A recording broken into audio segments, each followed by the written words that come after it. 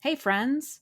Just so you know, we enjoy the swear word and we rely on good old fashioned humor to get through some seriously dark subject matter. At no time do we intend any disrespect toward the victims or families of the victims in the cases we cover. Also, be sure to listen to the end for a few palate cleansing bloopers to reset your mindset.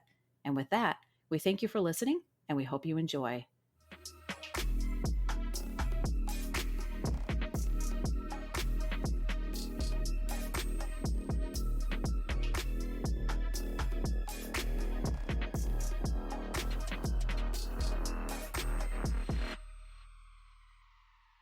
Hey, friends! Welcome to Crime Will Tell. I'm Carrie.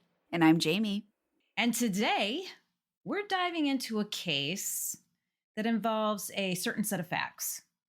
One gun, one shooter, the span of 2 decades, and 2 victims from the same family. Oh, okay. This is like reminiscent of the Kissel brothers. Isn't it? Do you notice I like to go in? in patterns? It's reminiscent on the face of it, but it's actually, I guess, keeping it in the family could be a theme. But no, this is the story of Linda Cooney. Okay.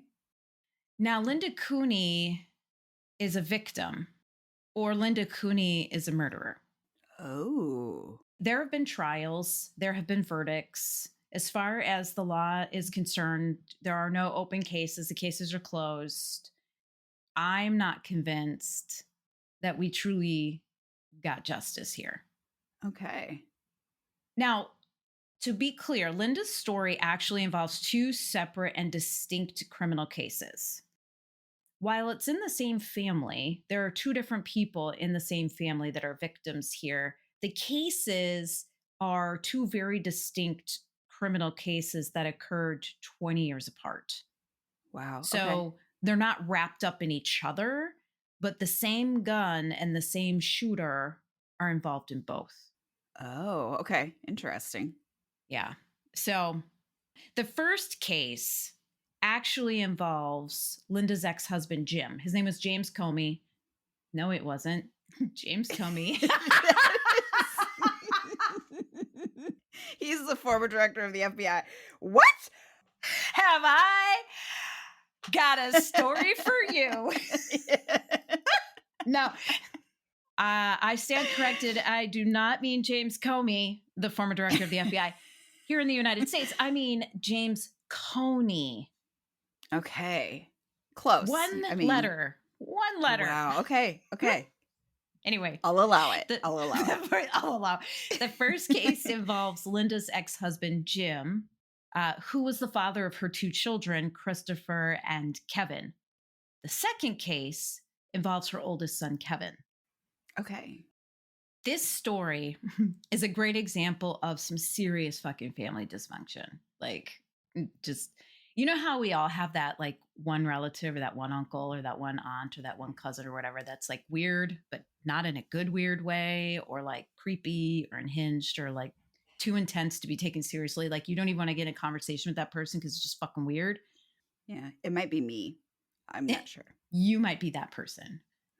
Well, I'm not going to tell you what your mother and I talked about, but anyway, that's child play compared to some of the dysfunction in the Coney family, because Okay.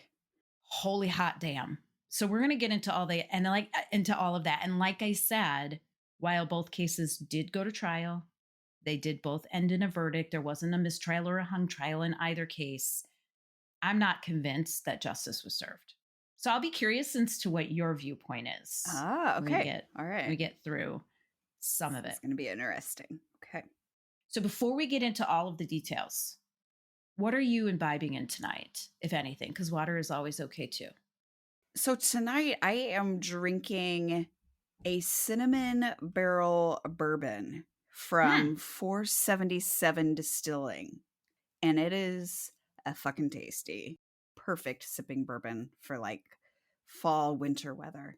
What are you sipping on tonight? I am drinking another long drink because I tend to get on patterns and wagons.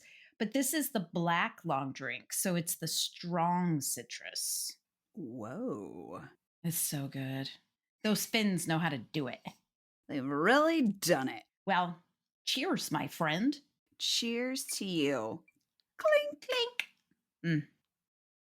Linda Cooney's story begins in Milwaukee, Wisconsin, believe it or not, where I deduced through some mathing that she was born in like maybe late 1947, early 1948. I couldn't get her exact birth date in reliable public sources, but what we do know is that today in 2025, she is or will be 77 years old.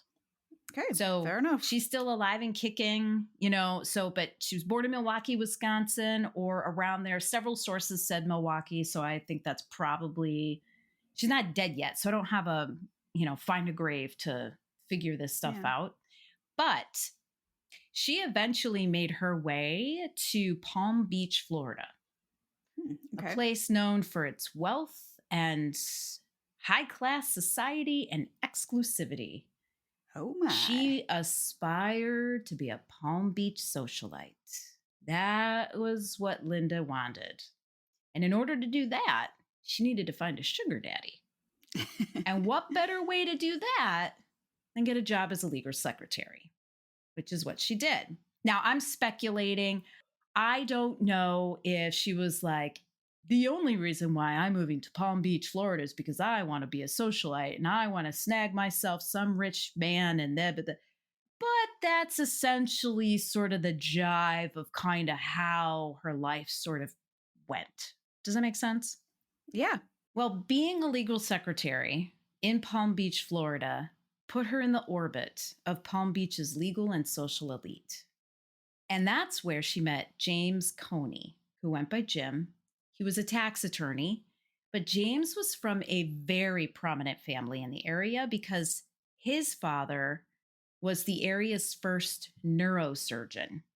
So the family name, the Cooney name, was very big in that area. Jim had 8 brothers and sisters, and they were all highly successful lawyers or doctors, every single one of them. So the family was very wealthy, very prestigious, very respected, and a very influential name within Palm Beach society.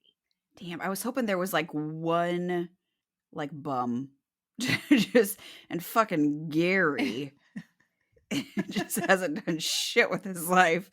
But good for them for all being super productive and successful. Yeah. I couldn't find a black sheep, all right? So that's how she met Jim Cooney. They met at a party in Palm Beach. Okay. After a courtship of an undetermined length of time, very little information about Linda's growing up and childhood and all of that stuff.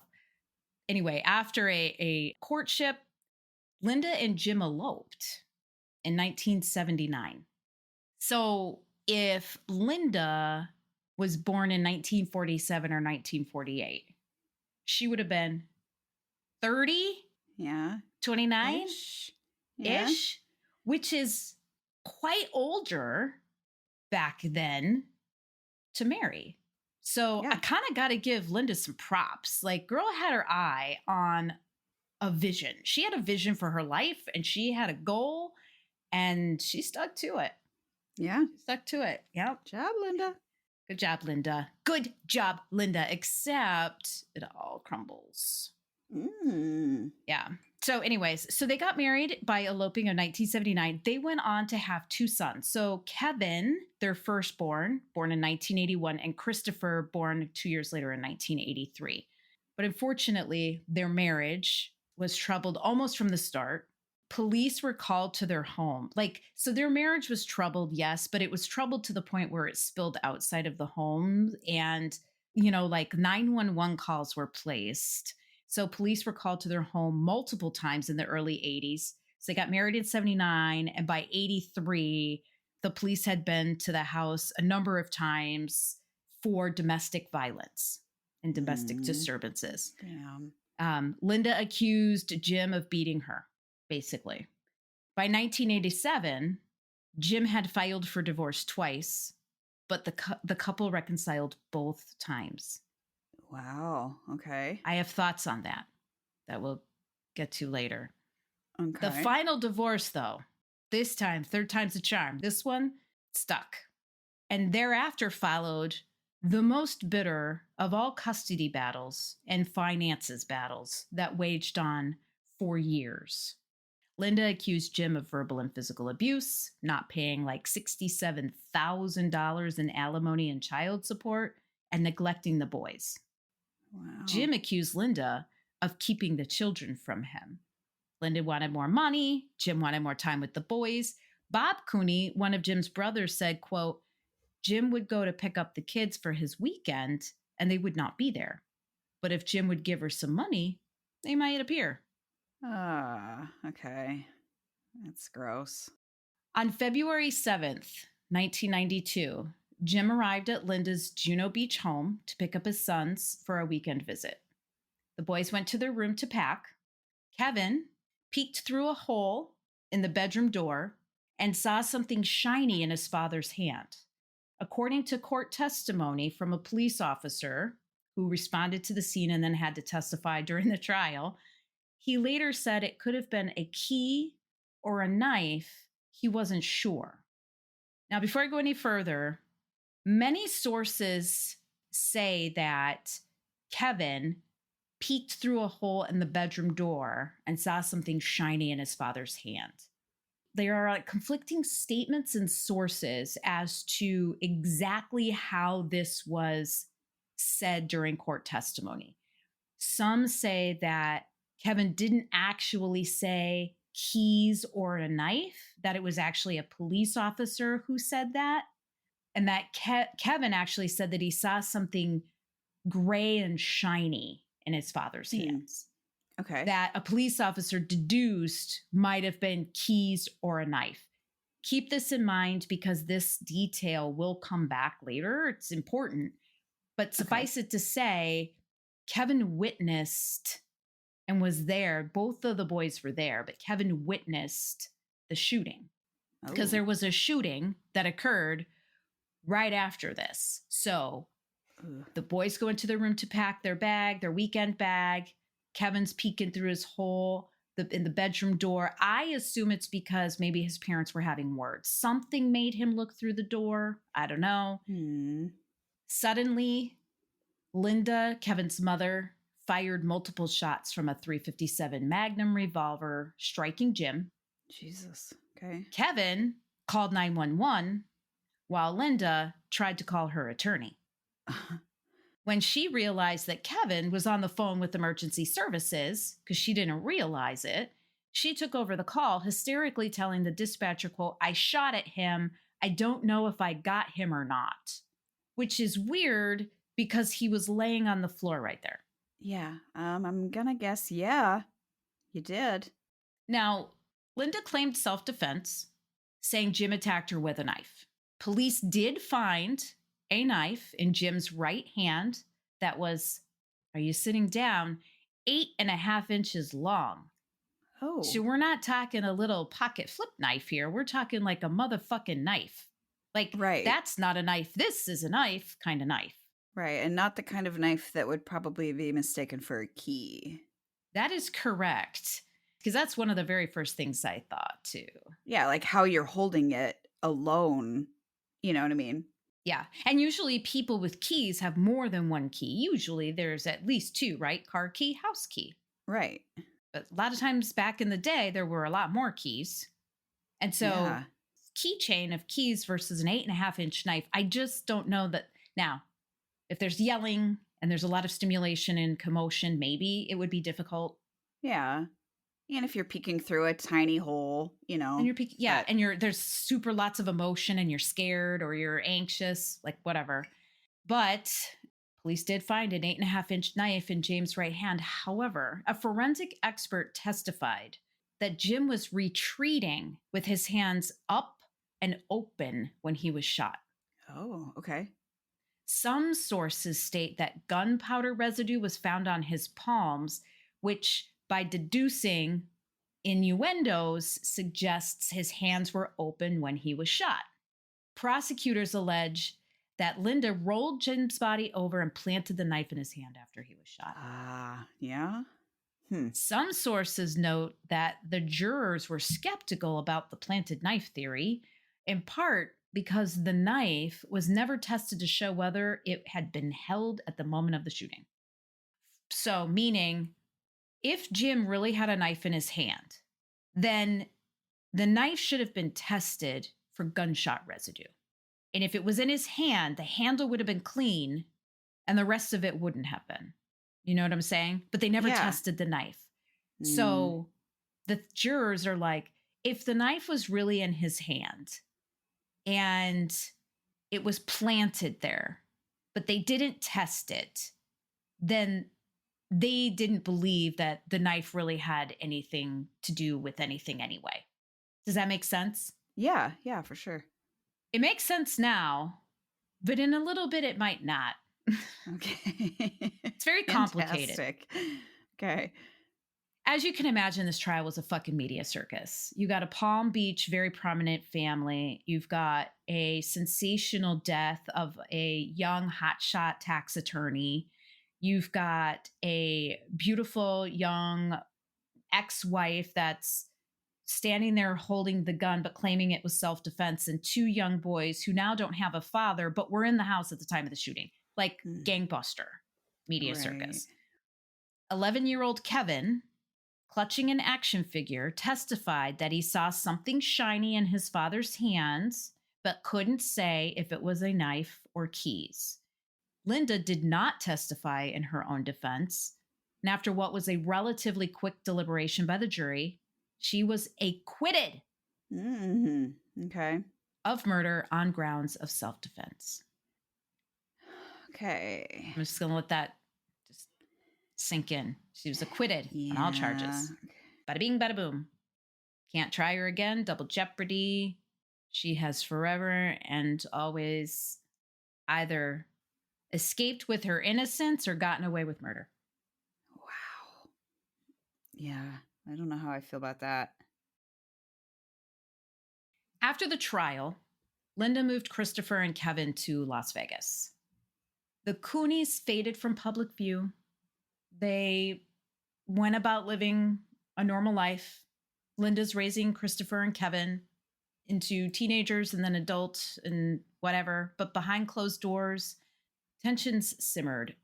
Allegedly, Linda's relationship with her sons, especially Kevin, grew increasingly fraught. She was described as controlling and manipulative, and her sons' romantic relationships became a source of conflict. Oh, God. Okay. One of those Linda was moms. accused of stalking Kevin's girlfriends and sending harassing messages. So now we have that weird fucking behavior that moms can sometimes exhibit, usually towards sons, but I think daughters too, but where they feel like they can be the only important woman in their son's life. And so they sabotage and try to destroy any relationship, romantic or otherwise, that their son might have with another woman. Yeah. It's fucking creepy. It's just weird. I don't understand it. Yeah, it's just icky. I don't get it because I don't know. It just blurs the lines of appropriateness, in my opinion. Yeah. And just, so there's a lot of that going on there. Cool. Yeah.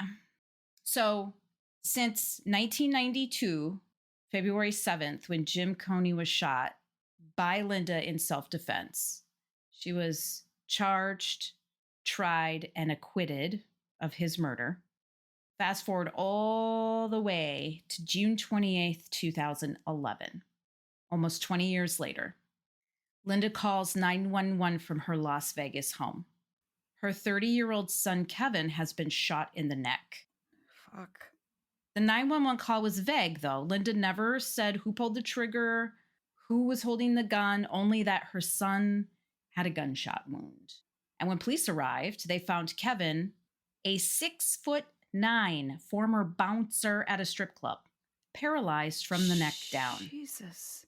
Linda claimed Kevin attacked her during an argument about his girlfriend, Karina Taylor, and the gun went off in the struggle. Why there was a gun there in the first place is beyond me. Yeah. Now, what's important to know here is that prior to the shooting, Linda had tried to sabotage Kevin's relationship with Karina multiple times. So, what she would do is she would send texts to Kevin's colleagues at his work, telling them that Kevin's girlfriend, Karina, was an evil whore. The fuck? Mm-hmm. That's some like 13-year-old bullshit. Yeah. It's weird, isn't it? It's Like very fucking weird. It's I like do she's not like jealous. This is not a good weird. I love weird, but not this weird. I don't like No. this. I don't like this. I don't like this. I like Yeah. dog with two tails kind of weird. This is not okay. Linda had also confronted and kicked the car of another ex-girlfriend, Clarita Kendall, back in 2006. So she has a history of this type of behavior toward the women that Kevin dates. Was it both sons or was it? No. And I was just about Kevin? to say that. Oh, Yeah. I'm sorry. What's Okay. interesting is that nowhere in any of this is she obsessed with or as involved in Chris's romantic life as she is with Kevin. Huh. Now, Kevin's her oldest. I don't know if that has anything to do with it. I don't know if she thinks he's cute. I don't know. I can't even. But she would send these texts to Kevin's colleagues calling Karina an evil whore. Now, Kevin and Karina met at a Halloween party in Las Vegas in what I believe was early 2011. So they hadn't been dating very long before Kevin was shot in the neck. So they started dating, and shortly after they started dating, Linda started in with her shit of sabotaging and harassment and verbal, assaults and things like that. Karina was a professional mixed martial arts fighter. And she was a rising star in the Las Vegas fighting world at the time. Her stage name was Hurricane Karina. And even she was afraid of him. Yeah, even she was afraid of Linda. Even she was afraid of Linda, who made a point of letting Karina know she was always armed. Linda was always letting Karina know, hey man, just so you know, I'm carrying constantly, so don't even try to mess with me. Oh my God, that's fucking weird. That's how my neighbor is. Karina once said that her relationship with Kevin was serious enough that she thought they might actually get married. So within that 6 months or however long they were dating, it was going so well that Karina was like really falling for him. Aww. According to court testimony, Linda would sabotage Kevin's romantic relationships because she feared he would leave her. So she sent nasty and harassing messages about Karina to Kevin's employer. She called her an evil whore. Karina also testified that Linda stalked her, called her a succubus, which for people that may not know, it's a demon that eats people's souls. It's pretty fucked up to call somebody a succubus. Oh my God. And like I said, Linda always made it clear she was carrying a gun. Linda's stalking and harassment of Karina was so severe that it became a separate criminal charge in her attempted murder case when her case went to trial for shooting Kevin. Damn. Linda's a Kevin, mess. From his hospital bed, he testified that he was responsible for the shooting, saying he attacked his mother and the gun discharged accidentally. His younger brother, Chris, who by then had become a Las Vegas police officer, also testified that the shooting was an accident. Karina, however, testified that Kevin was, quote, gregarious, sweet, and a talented artist, directly contradicting Kevin's own testimony that he was a violent bully who attacked his mother. Oh my God. Karina shared that she did not believe Kevin ever attacked his mother and said he was lying to protect her from a long prison sentence. Yeah. Now, interestingly, oh my God, there are Facebook messages written from Kevin to Karina that describe him feeling really trapped by his mother's overbearing presence. Kevin wrote, quote, I desire to run away, but I can't. My mother is just nuts and doesn't realize this shit she does will ultimately make her alone. Karina testified for 2 fucking days during this trial, basically refuting Kevin's testimony. Kevin testified, he's like, it's all my fault. I'm a big bully. There's a headline that said, he said, if my mom doesn't do what I say, mom gets the fist. And like all of these things. Yeah. And Karina's like, yeah, no, that is not remotely at all the truth. She testified that Kevin confided in her about wanting to escape his mother's influence. He had even given his mother the nickname Mush, mother upsetting success and happiness. He calls his mom Mush as an acronym. That's fucked up. That's really fucked up. It's not funny, but it's sad funny. It's a funny nickname. You can laugh at the nickname. That's great. Like, come on. That's a satirical nickname. Right. Yes. So it's designed to be laughed at. Karina also testified under oath, along with other unnamed witnesses, that Kevin was covering for his mother. Karina further told Inside Edition that Kevin told her a different story, saying, quote, my mom and I were arguing and she pulled a gun on me and shot me, which I think is the truth. I think that simple sentence is exactly what happened. Yeah, I would agree with that. The icing on the cake, though? Oh, God. The gun Linda used to shoot Kevin was the same .357 Magnum she used in self-defense against Jim Cooney in 1992. Oh, my God. She just kept that fucker just handy all the time, huh? Well, one might ask, wait a minute. If that .357 Magnum was used in the shooting and self-defense killing of Jim Cooney, how does she have the gun? Wouldn't it be in police evidence? You would think. But I guess if she was cleared, I don't know. She petitioned to get that gun back. What? And it was granted. That's how she has the gun. And she kept it for 20 years until it made another grand, stage entrance. 2011, when her son Kevin was shot in the neck. That is fucking weird. It's bonkers, isn't it? And obviously, prosecutors and law enforcement people are like stunned that she kept this weapon and that it even had been returned to her after her acquittal. Yeah, and why would you want that back? Right? But the fact that she's like, I need that thing back. I love it. It's my favorite. I wonder if it was a trophy. Insane. Probably. I bet she liked to hold it and look in the mirror and... Maybe she Charlie Angel posed. I don't know. Oh, without a doubt. I mean, I would. According to Douglas Cooney, one of Jim's brothers, because again, he was one of 8, the Cooney family lived in fear of Linda. So Douglas was like, she's fucking crazy. And court records describe her as volatile with references to, quote, handguns, assaults, trespass, vandalism, slander, public profanity, and uncontrollable hysteria. The Cooney family even changed their locks and phone numbers to avoid her. Damn. That is all in court testimony. Yeah. In 2014, Linda was sentenced to 13 to 41 years in prison for the shooting of her son, Kevin, for the attempted murder of her son, Kevin. Except... Oh, God. I was like... yeah. The legal saga doesn't end there. No, okay. No. In 2017, the Nevada Supreme Court overturned her conviction, ruling that the jury should not have heard about the 1992 shooting, saying that it prejudiced them, that she had a pattern of violence. I mean...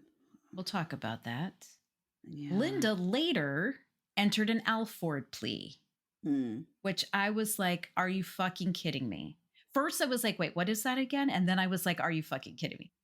So basically, she admitted only that prosecutors had enough evidence to convict her, not that she was guilty. And after she entered her Alford plea, she was released from probation in 2022. Yeah, those Alford pleas are so... Essentially... what an Alford plea is you're accepting punishment for something you're saying you didn't do. Basically, you're saying, I didn't do this, but it's okay. I will take the punishment. Which, who would do that? It's just a very tricky tricky thing. It is. And with this plea, Linda did not admit to the criminal act of shooting her son, but she did acknowledge that the prosecution had enough evidence to likely secure a conviction. So essentially, Linda maintained her innocence, but accepted the consequences of a guilty plea. So the courts, they treat an Alford plea as a conviction, just like a standard guilty plea, and the defendant is sentenced as if they had pled guilty.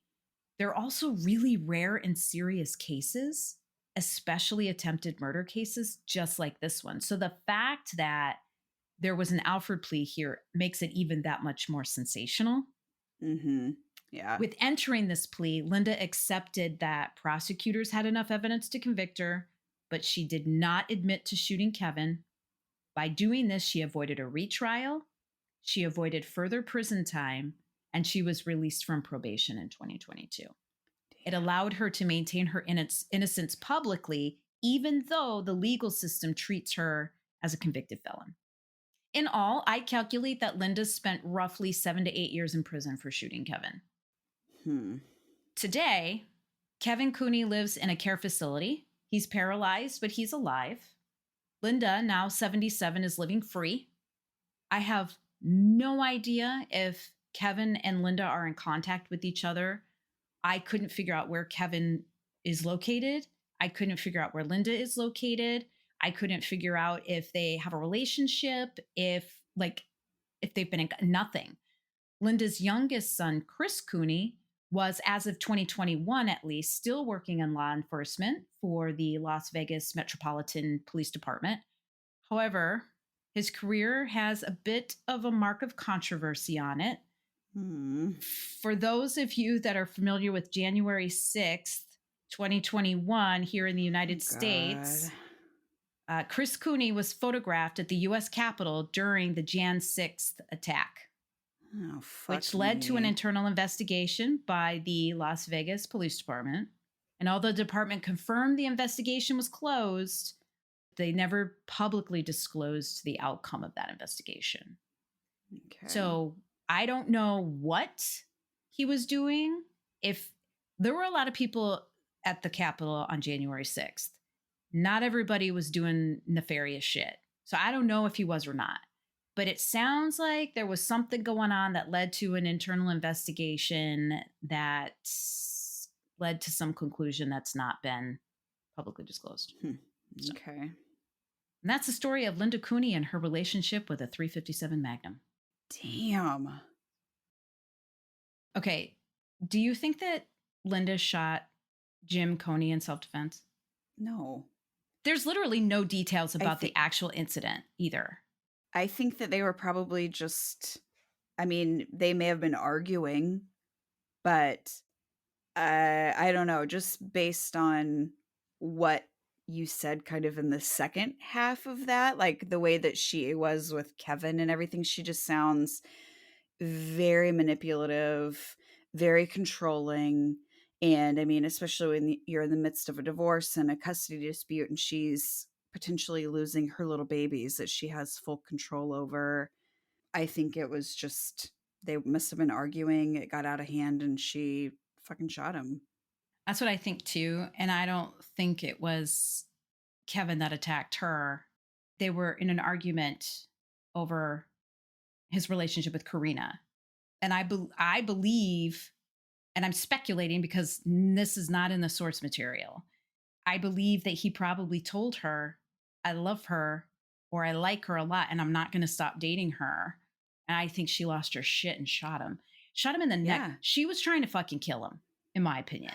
He's 6'9", okay? Yeah. To shoot at someone that tall in the neck, you are aiming at them. Like, it's not like it, because he would have gotten hit in the leg or the stomach or something if it was an accident. There's no fucking way. I just don't see how that would have happened. Yeah. And like, I'm sure there's a police report out there.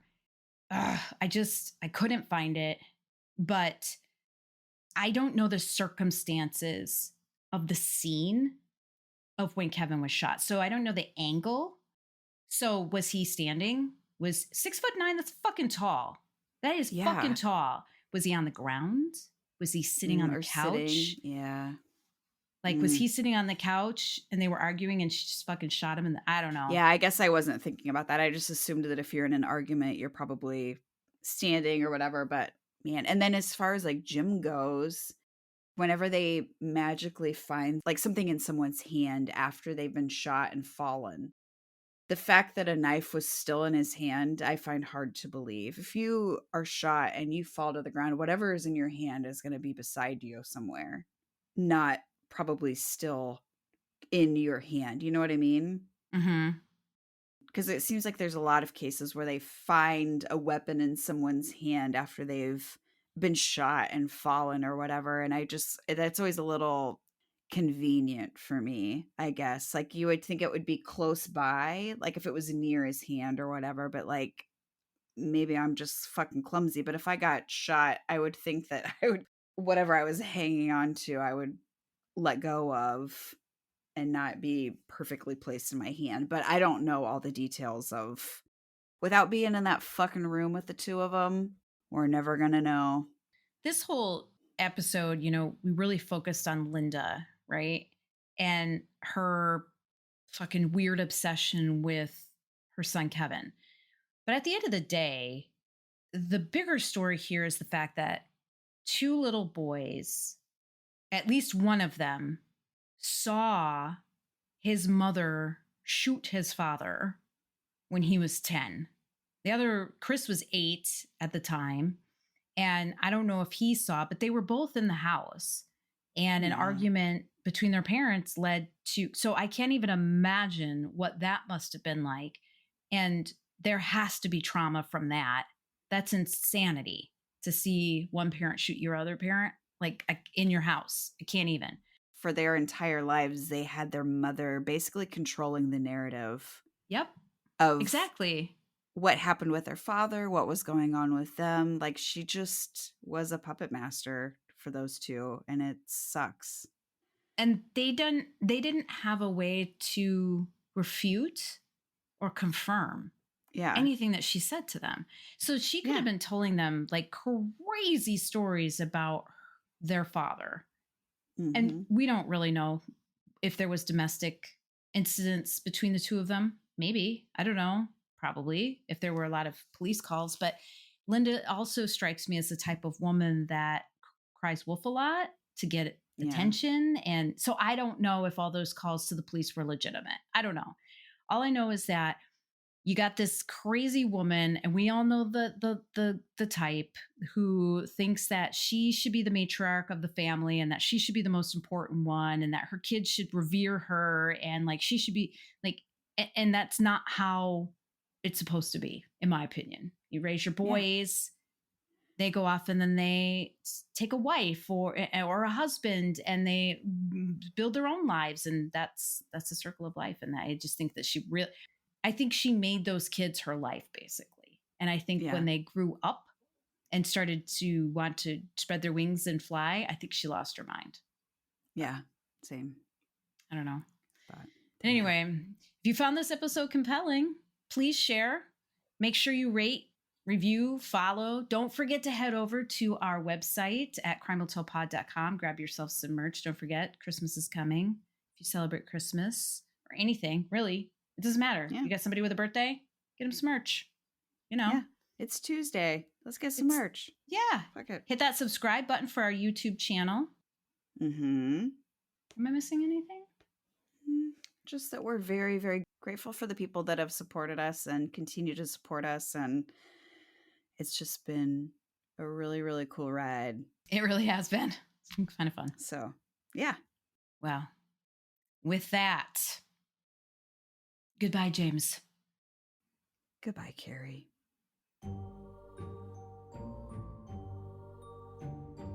Let's just do it again, because I'm an idiot. I'm sorry. Like, Shirley, what? No. Everybody was like, what? Who is this? Shut up, Jamie. I don't feel weird about it at all. I love it. If you did, whatever. They've really done it this time. It was weird. Who was the ghost guest? What the fuck is going on? Ah. Do I tell you that I just took a screenshot of you? You got it. Thank you. Bye.